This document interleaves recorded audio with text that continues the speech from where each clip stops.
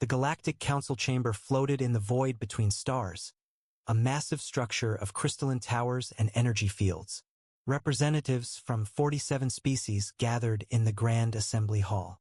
Today's session would change the fate of an entire solar system. Ambassador Kelthrin of the Vorkan Empire stood at the central podium. His 4 eyes scanned the crowd with satisfaction. Honored delegates, we have monitored the humans of Sol 3 for 300 cycles. The evidence is overwhelming. They must be contained. Holographic images filled the air above the assembly. Cities burning, mushroom clouds rising, oceans choked with waste. The delegates murmured in their various languages, creating a symphony of concern. They war among themselves constantly, Kelthrin continued. They poison their own world. They have barely achieved fusion power, yet they've already weaponized it.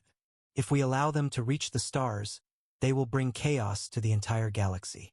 High Chancellor Miraxis of the Luminar Collective nodded her luminescent head. What do you propose, Ambassador? A quarantine barrier, Kelthrin said. We surround their system with a spatial distortion field. No ship enters. No ship leaves. We preserve the galaxy's peace and give them time to evolve or destroy themselves in isolation. The Threne delegate clicked his mandibles nervously. The Council has never imprisoned an entire species before. Is this not extreme? Extreme. Kelthrin's voice rose. The humans split the atom within decades of achieving powered flight. They sent weapons to their own moon before they sent peaceful explorers. One of their nations created enough nuclear weapons to sterilize their planet 14 times over. They are dangerous beyond measure. More images appeared. Human soldiers in brutal combat. Genocides, environmental destruction. The evidence seemed damning. They are also remarkably persistent, noted a small voice. It belonged to researcher Yineth, a Solarian scholar who had studied Earth transmissions for years. Their art, their music, their literature shows incredible depth of emotion and emotion, Kelthrin interrupted. Yes, violent emotion, uncontrolled passion. They are children playing with antimatter. The vote was called. Of the 47 species, 43 voted for the quarantine. Only 3 opposed with 1 abstention. The decision was final. Within 1 solar cycle, the greatest engineering project in galactic history began. Thousands of ships assembled at the edge of Sol system. Enormous generator stations took position, forming a sphere 3 light-years in diameter around Earth's sun. The technology was beyond human comprehension, a barrier that bent space itself, making it impossible to cross. When the field activated, every human transmission stopped reaching the galaxy. Every radio wave, every laser communication, every stray electromagnetic pulse simply vanished into the distortion. From outside, the Sol system appeared empty, as if the star had been erased from reality. The Council congratulated itself. Peace was maintained. The dangerous humans were contained. The galaxy could continue its tranquil existence. But the Council made assumptions. They believed isolation would weaken humanity. They thought cutting off the stars would crush human spirit. They assumed that without guidance from more advanced species, humans would stagnate or destroy themselves. They were wrong on every count. What the Council didn't understand was that humanity's greatest strength had always been adversity. Humans didn't thrive in paradise. They thrived when facing impossible odds. You don't seal a predator in a cage and expect it to become gentle. You expect it to sharpen its claws. Inside the barrier, humanity noticed the sudden silence. Every radio telescope went dark beyond the system's edge. Every deep space probe hit an invisible wall and stopped transmitting. The greatest minds on Earth studied the phenomenon for years before reaching the terrifying conclusion. Someone had locked them in. The reaction was not despair. It was fury. If the galaxy wanted them contained, humanity would show them what a contained species could achieve. Every nation on Earth united for the first time in history, not through love or peace, but through shared rage and determination. The Sol Defense Initiative was formed within months. Every resource was redirected. Every brilliant mind was recruited. Fusion technology advanced decades in years. Quantum computing broke barriers thought impossible. Genetic engineering pushed human capability to new limits. Military technology evolved at frightening speed. The Council had given humanity two things: a clear enemy and unlimited time to prepare. 300 years passed outside the barrier. Inside, with time dilation effects humanity didn't fully understand, only 200 years felt like they'd gone by. But they were 200 years of singular focus, unified purpose, and relentless innovation. The galaxy continued in peace, having forgotten the quarantined species in the Sol system. The Council met for other matters. Trade flourished. Art and culture bloomed across 1,000 worlds. None of them were watching when the barrier began to crack. None of them were ready for what would emerge. Dr. Sarah Chand stood in the observation deck of Titan Station, humanity's largest orbital facility. Behind her, through reinforced windows, Saturn's moon glowed with the lights of 3 million inhabitants. Ahead, in the darkness of space, something impossible was happening. Field integrity at the test point is dropping, her assistant Marcus reported. 93%, 90%, 85%. Sarah allowed herself a slight smile. After 18 years of work, they were finally succeeding. The barrier that had caged humanity for 2 centuries was about to break. The theory had been simple. The execution had been anything but. The Galactic Council's quarantine field worked by creating a sphere of distorted spacetime. It didn't block matter, it made travel through that space impossible by stretching distances to infinity. But infinity, Sarah had realized, was just a mathematical concept. And mathematics could be manipulated. Fire the resonance pulse, she ordered. Across the solar system, 47 stations activated simultaneously. Each one sent a precisely calibrated gravitational wave toward a single point on the barrier. The waves intersected, creating a harmonic frequency that matched the barrier's own energy signature. Space itself screamed. The barrier began to vibrate. Field integrity at 60%, Marcus called out. 55, 50. In the council chamber, 40,000 light-years away, alarms suddenly blazed. High Chancellor Miraxis stood abruptly, her luminescent skin flashing urgent red. "Report," she demanded. A technician's voice stammered. "The Sol barrier, Chancellor, it's destabilizing. We're detecting massive energy pulses from inside the quarantine zone." Ambassador Kelthrin rushed to the holographic display. His 4 eyes widened in shock. "Impossible. The humans can't even see the barrier, much less affect it. Our technology is millennia ahead of theirs." "Was millennia ahead," Miraxis corrected quietly. "How long has it been since we established the quarantine?" 300 cycles. Miraxis felt a chill. 300 cycles was a long time for a species as volatile as humans.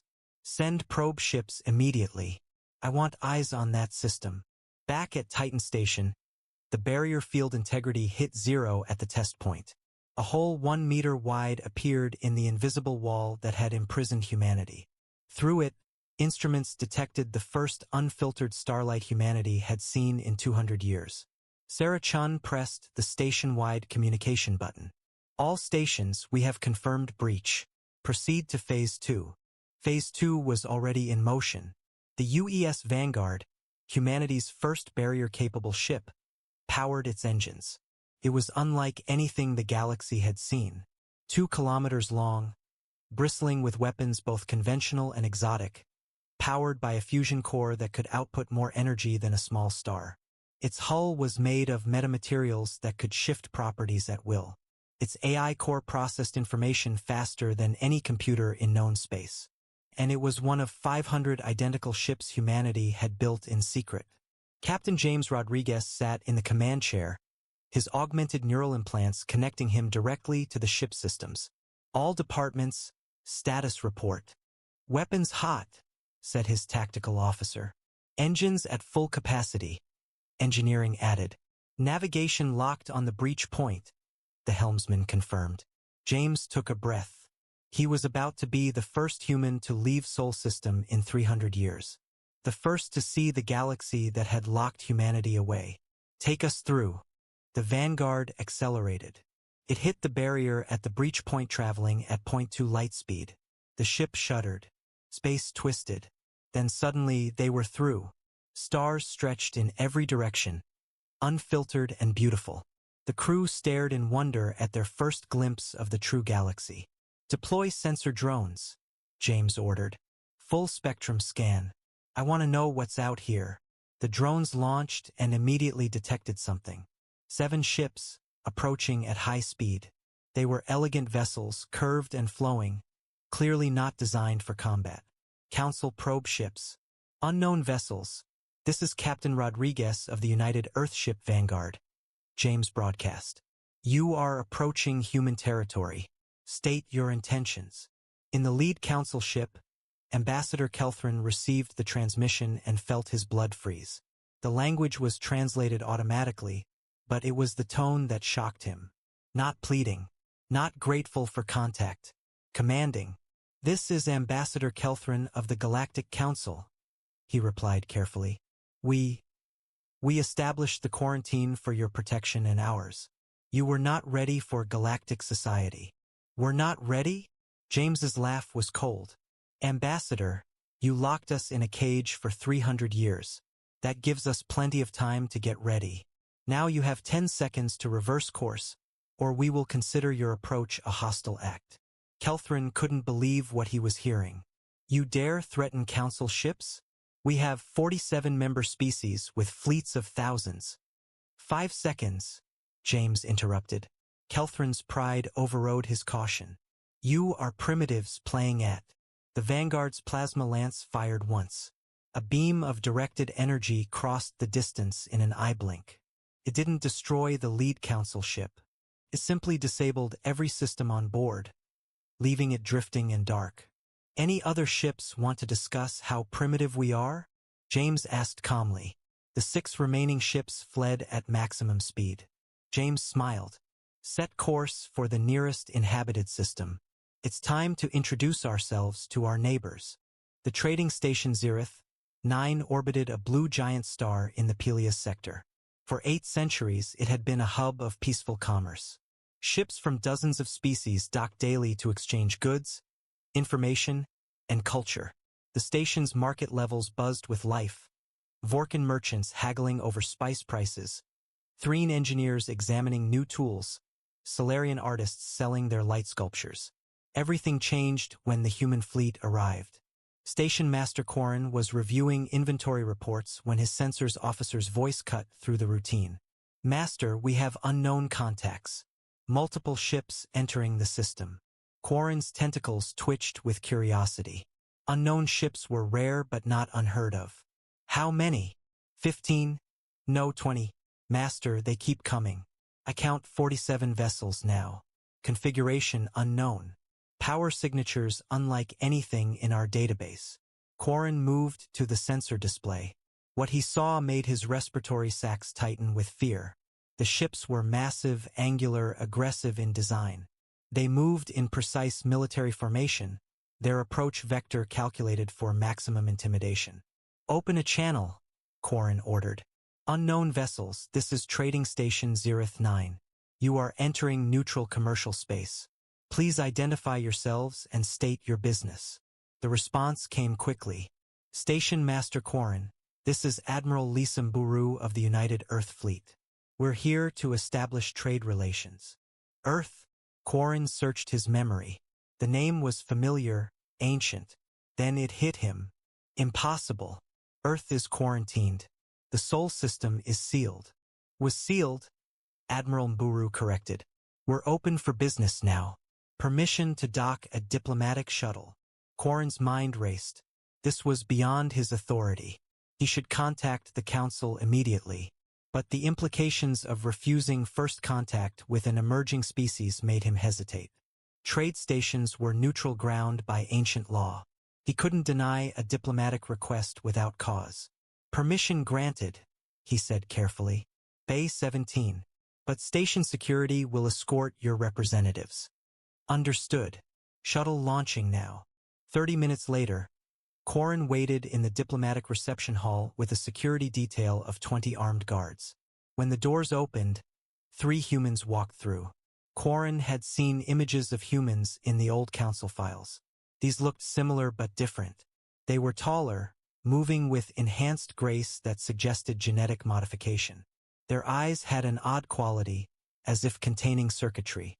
They wore simple gray uniforms with no visible weapons, yet Quarren's danger senses screamed warnings. The lead human, a woman with dark skin and silver hair, smiled. Station Master Quarren, I'm Ambassador Chun, no relation to the famous physicist. These are my security attaches, Marcus and Jennifer. Ambassador Chun. Quarren chose his words carefully.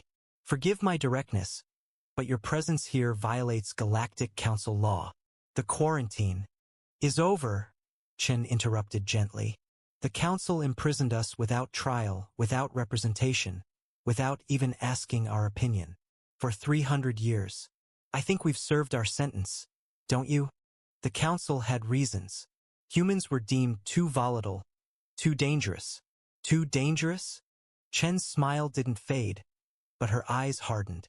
Station Master, in the 300 years we've been locked away, your peaceful galaxy has had 16 major wars, killed billions in conflicts over resources and ideology, and completely exterminated 3 species. Meanwhile, we unified our entire planet, eliminated poverty and disease, and built a civilization that spans our entire solar system. So tell me, who's the danger? Quarren had no response. He'd never thought of it that way. But we're not here for recriminations, Chun continued. We're here to trade. We have technology, resources, and knowledge to offer. In return, we want star charts, cultural databases, and trade agreements. What kind of technology? Quarren asked suspiciously. Chun nodded to Marcus, who produced a small cube. He set it on the table and activated it. A hologram appeared, showing complex molecular structures. This is the cure for threen-wasting disease. We analyzed your medical broadcasts and synthesized a solution, free of charge, as a gesture of goodwill. Quarren stared. Threen-wasting disease had killed millions. The greatest minds in the galaxy had searched for a cure for decades. You solved this? How?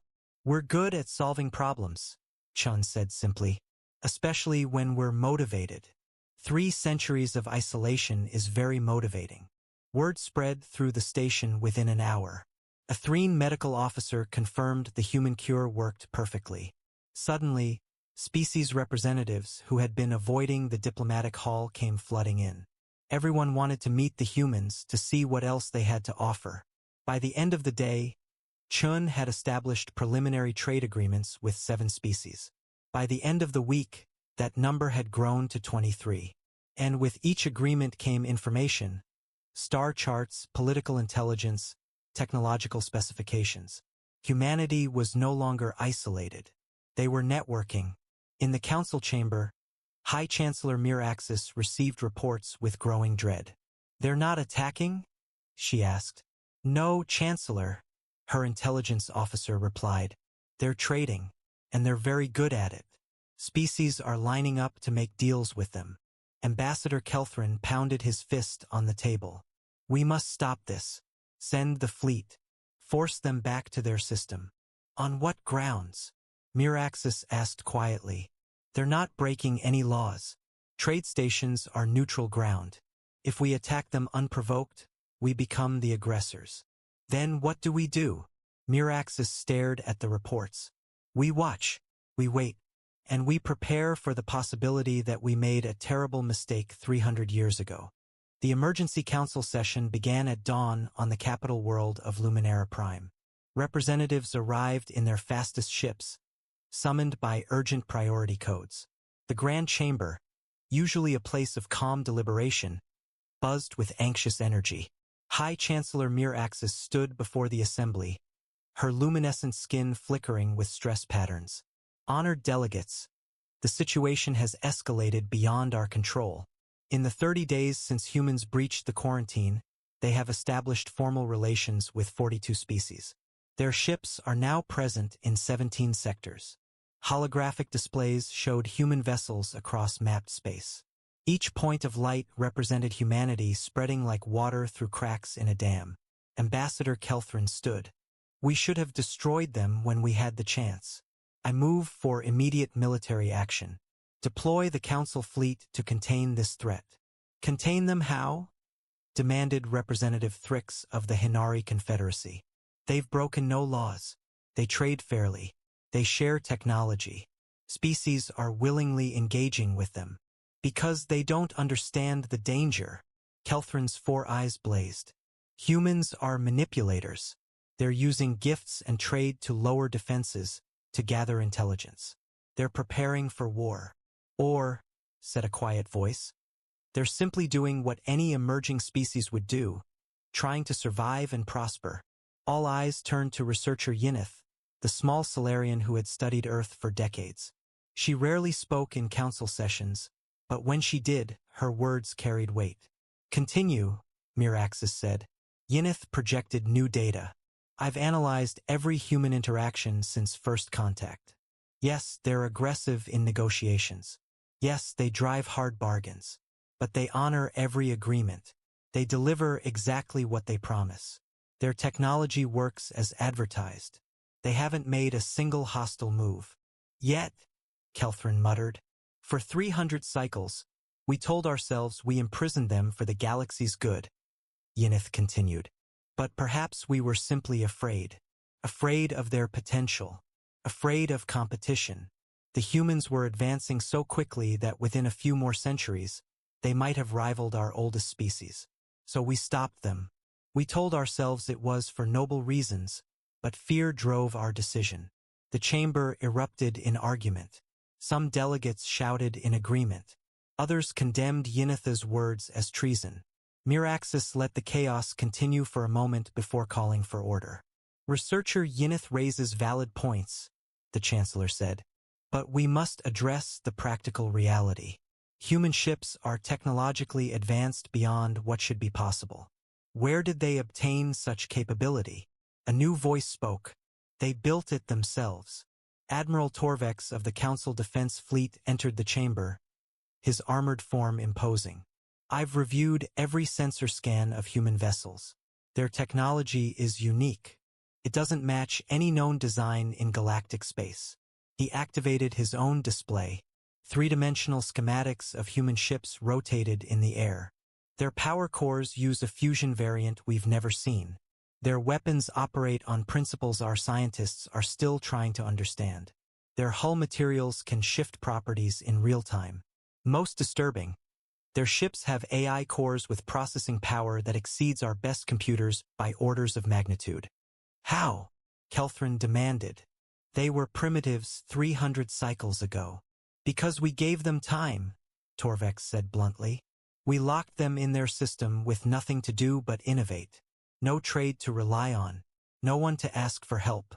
They had to solve every problem themselves, and they did. In 200 of their years, remember, time dilation meant less time passed for them inside the barrier. They advanced technology that took our oldest species 10,000 years to develop. Silence fell over the chamber. There's more, Torvex continued grimly. We've identified only 500 human warships. For a species that unified an entire planet and colonized their whole solar system, that's a surprisingly small fleet. Meaning? Miraxis asked, though she suspected she knew the answer. Meaning those 500 ships are just what they want us to see. Human population estimates suggest they could field 10 times that number. Maybe more. They're showing us their diplomatic fleet. Their military strength remains hidden. Kelthrin's voice dropped to a harsh whisper. We created this threat. We gave them a reason to fear us, to hate us. And then we gave them centuries to prepare. So what do we do? Asked Representative Thrix. Miraxis considered carefully. We have 3 options. First, we attack preemptively. This would unite humanity against us and potentially start a war we might not win. Second, we do nothing and hope they remain peaceful. This is passive and risky. Third, we extend an olive branch. We formally apologize for the quarantine, invite them to join the council, and attempt to integrate them into galactic society. Apologize, Kelthrin sputtered. Never. It would show weakness. It would show wisdom, Yineth countered. The humans know we feared them enough to imprison their entire species. Continuing to act from fear only proves we've learned nothing. If we want peace, we must acknowledge our mistake. Torvex nodded slowly. The researcher is right. Military intelligence suggests that humans respect honesty and strength in equal measure. A genuine apology might actually earn their respect more than bluster and threats. The vote was called. It was close. 25 species voted for extending an invitation to humanity. 20 voted for military containment. 2 voted for inaction. The Council has decided, Miraxis announced. We will contact the humans. We will offer a formal apology and extend an invitation to join Galactic Society as equals. I will lead the delegation myself. As the session ended, Miraxis felt a strange mixture of hope and dread. Either they had just prevented a catastrophic war, or they had invited their own destruction. Only time would tell. In the Zerith 9 station, Ambassador Chun received the Council's message and smiled. Admiral Mburu, the Council wants to meet. They're offering an apology and a seat at their table. Through the encrypted channel, Mburu's response was cautious. Do you believe them? Does it matter? Either way, we win. If they're genuine, we integrate peacefully and influence galactic policy. If it's a trap, they've just admitted weakness. Tell the fleet to maintain readiness. We're going to this meeting, but we're going prepared. Chun closed the channel and looked out at the stars. 300 years ago, the galaxy had tried to erase humanity. Now that same galaxy was inviting them in. The question was whether humanity would enter as guests or conquerors. She suspected the galaxy was about to find out. The meeting was scheduled to take place on Sanctum, a neutral world maintained by the Council specifically for diplomatic summits. The planet itself was unremarkable, a temperate world with purple oceans and gray continents, but its orbital space was heavily fortified. Defense stations ringed the planet. Council fleet vessels patrolled constantly. Admiral Lisa Mburu studied the tactical display in her flagship's command center. They say it's neutral ground, but I count 73 warships in orbit. That's not a diplomatic escort. That's an invasion force. Captain Rodriguez, commanding the Vanguard, appeared on her screen. Orders, Admiral? We proceed as planned, Lisa said. But keep the fleet at the edge of the system. If this goes sideways, I want options. The human delegation's ship descended through Sanctum's atmosphere. It was smaller than the warships, designed for speed and defense rather than offense. Inside, Ambassador Chun reviewed her briefing materials one final time. Her assistant Marcus looked nervous. Ma'am, this could be a trap. We'd be at their mercy down there. Chun smiled. Marcus, we're always at someone's mercy. The trick is making sure they know we'll bite back hard enough that mercy becomes the better option. The ship landed in a vast plaza surrounded by towering crystal structures. As the human delegation emerged, they found themselves facing a reception line of council representatives. High Chancellor Miraxis stood at the center, flanked by dozens of delegates from across the galaxy. Ambassador Chun, Miraxis said formally, on behalf of the Galactic Council, I welcome you to Sanctum. Chancellor. Chen's tone was polite but cool. Thank you for the invitation, though I notice you've brought quite a military presence for a diplomatic meeting. Miraxis had the grace to look uncomfortable. Security is necessary.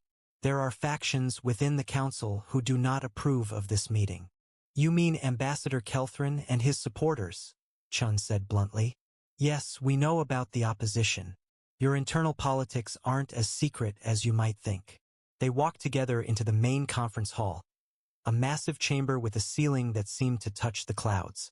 Hovering platforms provided seating for hundreds of delegates, all arranged in a circle with no clear head position. Equality by design. Once everyone was seated, Miraxis stood. Before we begin formal negotiations, the Council wishes to address the action taken 300 cycles ago. The quarantine of your system was implemented with what we believed were good intentions. We thought we were protecting the galaxy and giving humanity time to mature. We now understand this was a grave mistake. Murmurs rippled through the assembly. Several delegates looked shocked that Miraxis had actually apologized. We imprisoned your entire species without trial or consultation, Miraxis continued. We denied you the chance to grow through contact with other cultures. We stunted your development by cutting you off from galactic knowledge. For this, the Council offers its formal apology and requests the opportunity to make amends. Chen stood slowly. Every eye in the chamber focused on her. Chancellor Miraxis, I appreciate the apology. Truly, it takes strength to admit error, especially in front of so many witnesses. But you should understand something about humans. She paused, letting the silence build. We don't forget. For 300 years, every human child learned about the quarantine. We told stories about the galaxy that feared us so much they locked us away. Those stories shaped us. They unified us. They gave us purpose. You tried to seal us in, hoping we'd either die out or become docile. Instead, you created something else entirely. And what is that? Miraxis asked quietly. A civilization that will never be imprisoned again, Chen said. A people who will never trust that their freedom is secure unless they hold the power to defend it themselves. You wanted to know what humans are? We're the species that turns cages into forges.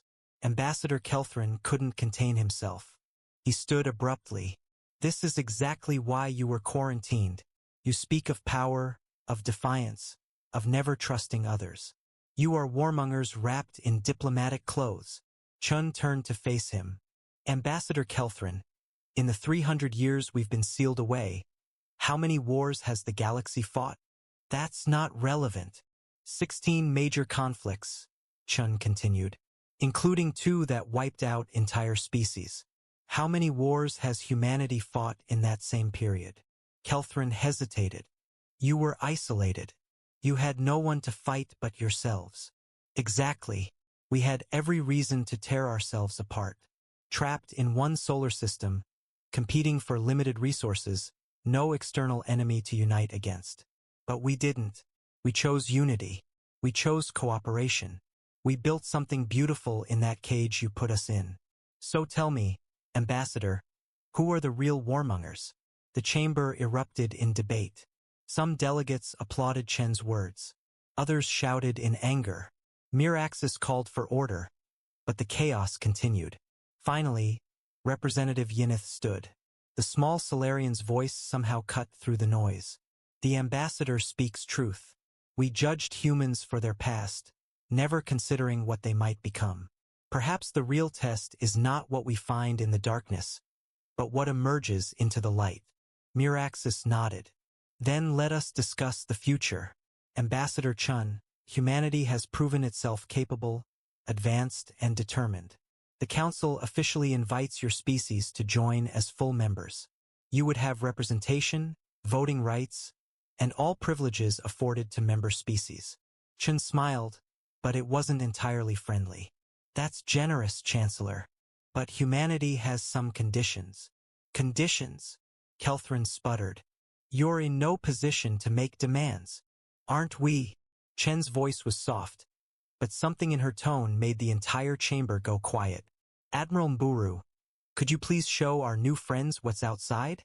In orbit, human ships suddenly appeared. Not the handful that had been visible before, but hundreds.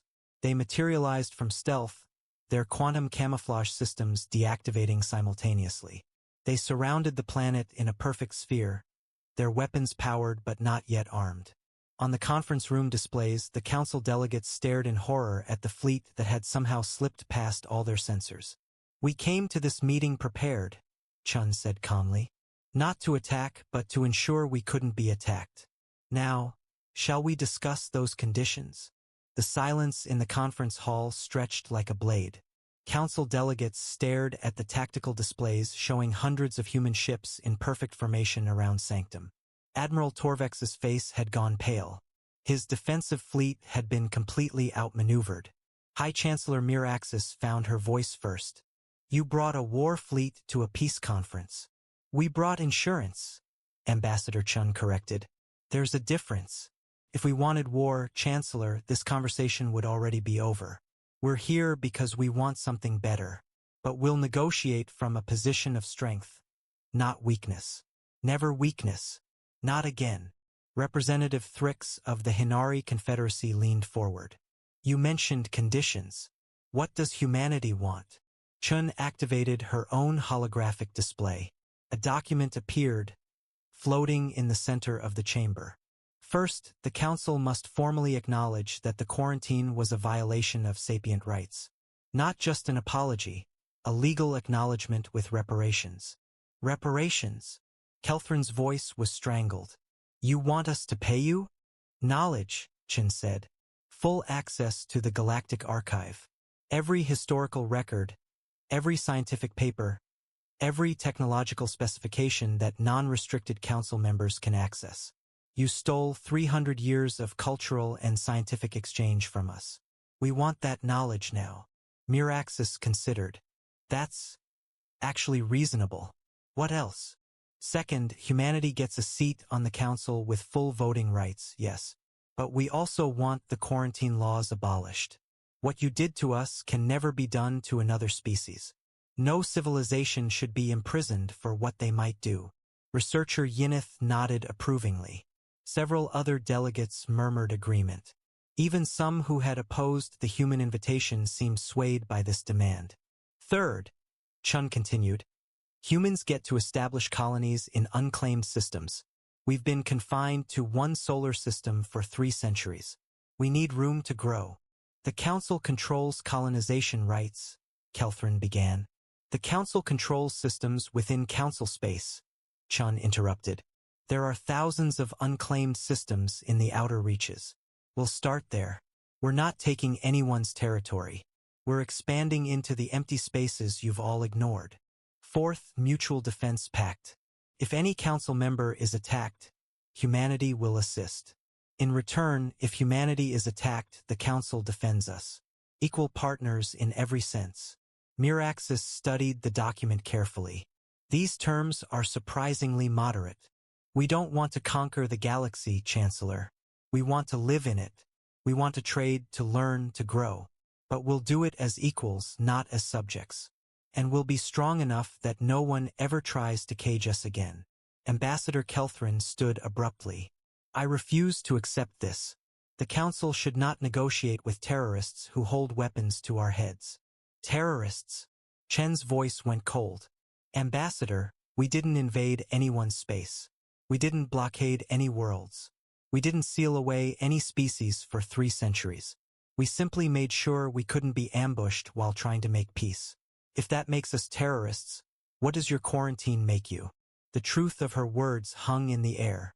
Even Kelthrin's allies looked uncomfortable. Let me tell you what humanity learned in our cage, Chun said, addressing the entire assembly now. We learned that the galaxy is not a safe place. We learned that other species will act out of fear rather than wisdom. We learned that power is the only guarantee of freedom. But we also learned that cooperation is stronger than conflict. That trade builds prosperity better than conquest. That diversity of thought leads to better solutions. She paused, making eye contact with delegates around the chamber. We don't want to be your enemies. We want to be your partners. But we will not be your victims. Accept our terms and humanity will bring everything we've learned, everything we've built, everything we've become to strengthen the Council. Reject our terms and we'll build our own civilization in the outer reaches. Either way, we're moving forward. The only question is whether we do it together or separately. Miraxis called for a recess. For 6 hours, delegates debated in private chambers. Factions argued. Alliances shifted. Finally, they reconvened. The Council has voted, Miraxis announced. 32 species vote to accept humanity's terms. 11 vote against. For abstain. Ambassador Chun, welcome to the Galactic Council. Chun allowed herself a genuine smile. Thank you, Chancellor. I look forward to a long and productive partnership. As the official documents were signed and the ceremony concluded, ships from a dozen species approached the human fleet in orbit. They weren't attacking, they were escorting, showing respect to the newest members of galactic society. Admiral Mburu contacted Chun. Congratulations, Ambassador. We're in. We're in, Chun agreed. Now comes the hard part. Proving we deserve to be here. We've had 300 years of practice being underestimated, Buru said. Time to show them what we can really do. Over the following months, humanity's true capabilities began to reveal themselves. Human engineers solved problems that had plagued the galaxy for centuries. Human diplomats brokered peace deals that had seemed impossible. Human scientists made breakthroughs in fields long thought exhausted. But the real test was yet to come. The crisis began at the edge of known space. The Crithian swarm had been a legend, a nightmare story told to young spacers. An extragalactic threat that had appeared once before, 3,000 years ago, consuming 17 systems before being driven back at enormous cost. Now they had returned, and they were stronger. High Chancellor Miraxis stood in the Council war room, watching tactical displays fill with red. How many ships? Admiral Torvex's voice was grim. At least 10,000, possibly twice that. They're using some kind of faster-than-light travel we can't track. They appear, they attack, they vanish. We've lost 6 colonies in the past week. Deploy the Council fleet, Miraxis ordered. Already done. It's not enough. Chancellor, we're losing. Around the chamber, representatives from 47 species sat in stunned silence. The Crithians had returned during humanity's first year as a council member, and the timing couldn't be worse.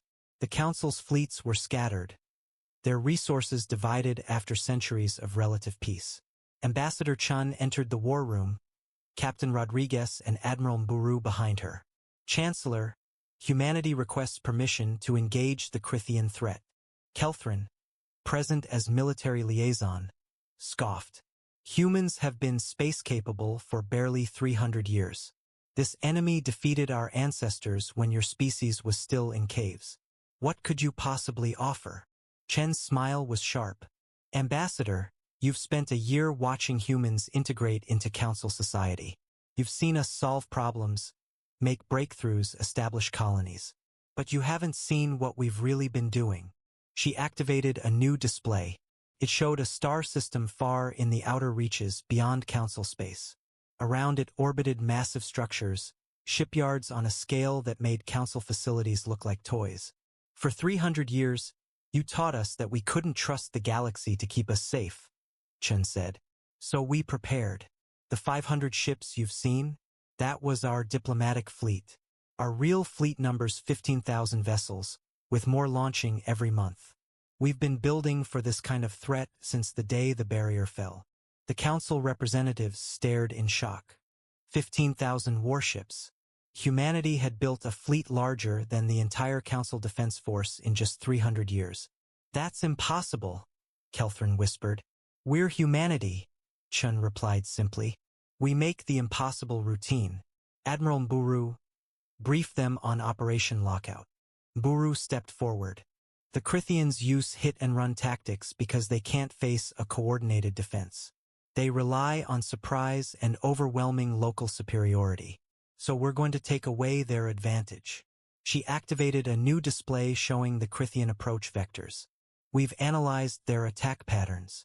They're probing, testing our defenses, looking for the easiest route to Council core worlds. What they don't know is that humans have been studying quantum displacement technology, the same principles your quarantine barrier used.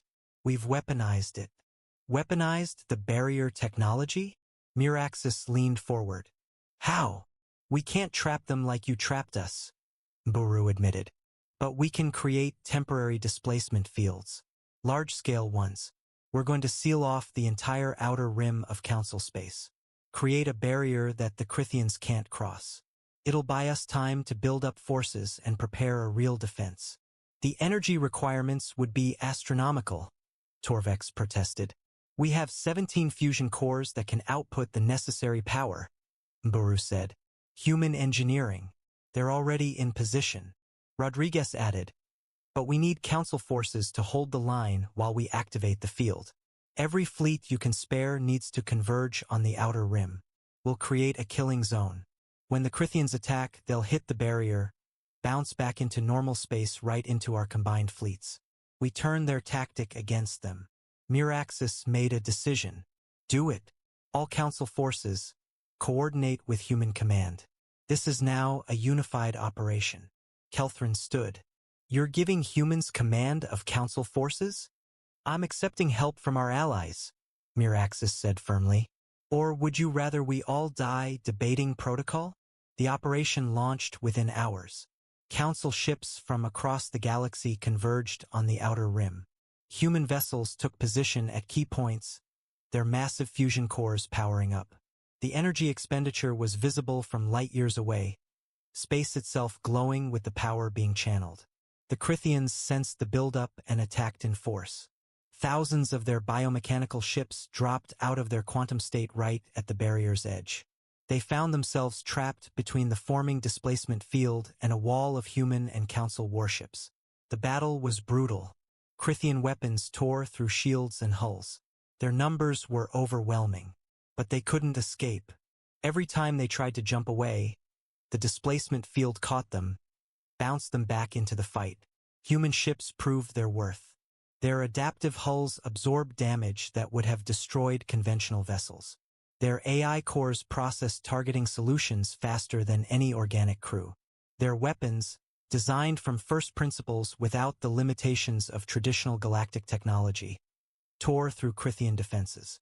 Captain Rodriguez commanded the center line, his voice calm as hell erupted around him. All ships, concentrate fire. Don't let them break through. Hold the line. And they held. For 6 hours, the combined fleet fought the largest space battle in galactic history. When it finally ended, over 3,000 Crithian ships were destroyed. The survivors fled back to extragalactic space.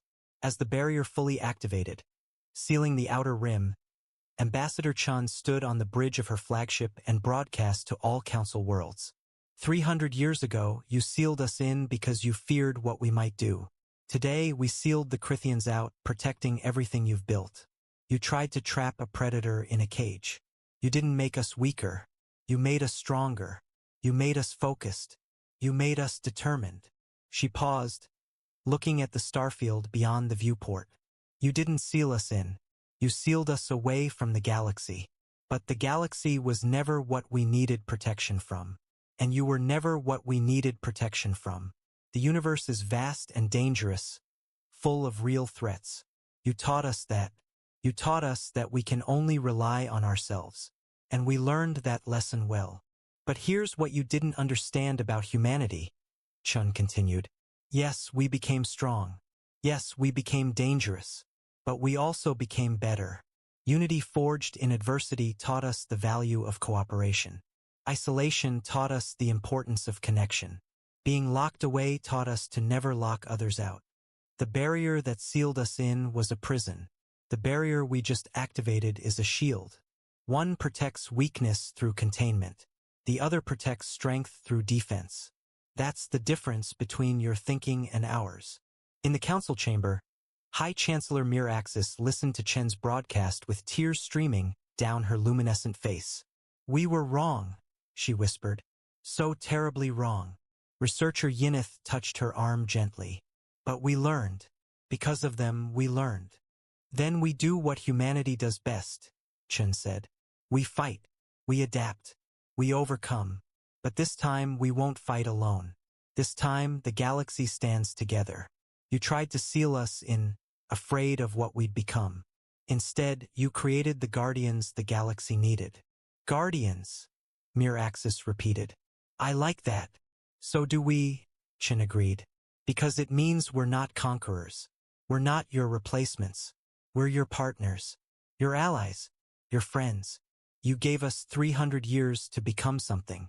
We became this. Far above them, human and Council ships patrolled together. In shipyards across 1,000 worlds, new vessels were being built. Hybrid designs combining human innovation with galactic experience. Academies taught mixed crews. Trade flourished. Culture bloomed. The galaxy that had tried to erase humanity found itself changed by them instead. Not conquered. Not dominated. But fundamentally transformed by the presence of a species that refused to accept limitations.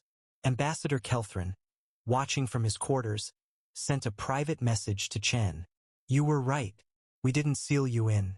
We sealed ourselves away from what we might learn from you. I apologize. Chun read the message and smiled. Apology accepted, Ambassador. Now let's get to work building a galaxy worth protecting.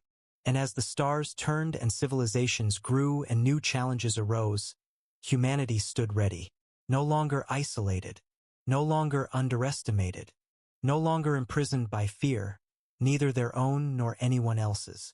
They had been sealed away, but they had emerged stronger, wiser, and ready to face whatever the universe might bring. Not as conquerors, not as victims, but as exactly what they had always been: survivors, builders, humans, the ones who turn cages into forges and barriers into shields. The ones who prove that what doesn't destroy you really does make you stronger. The ones who teach the galaxy that the greatest mistake you can make with humanity is giving them time to prepare.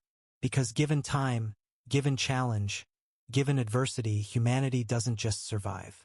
They thrive. And the galaxy would never be the same. In the aftermath, something changed in galactic society. Species that had viewed humans with suspicion now saw them as saviors. Technologies that humans offered were no longer rejected out of fear but embraced eagerly. Human colonies in the outer reaches became beacons of innovation and cooperation. Ambassador Chun stood with High Chancellor Miraxis on Sanctum 1 year after the Great Battle. The barrier still held, a glowing wall at the edge of known space. You know, Miraxis said softly, when we activated the quarantine 300 years ago, we thought we were protecting the galaxy. We thought we were wise. You were afraid, Chen said without judgment. Fear makes species do terrible things, but it also makes them do great things, if they learn from it. And have we learned? Chen smiled. You invited us in when you could have fought us.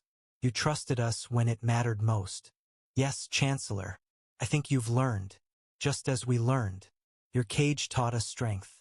Our freedom taught you trust. Maybe that's what this galaxy needed. Species that challenge each other to be better.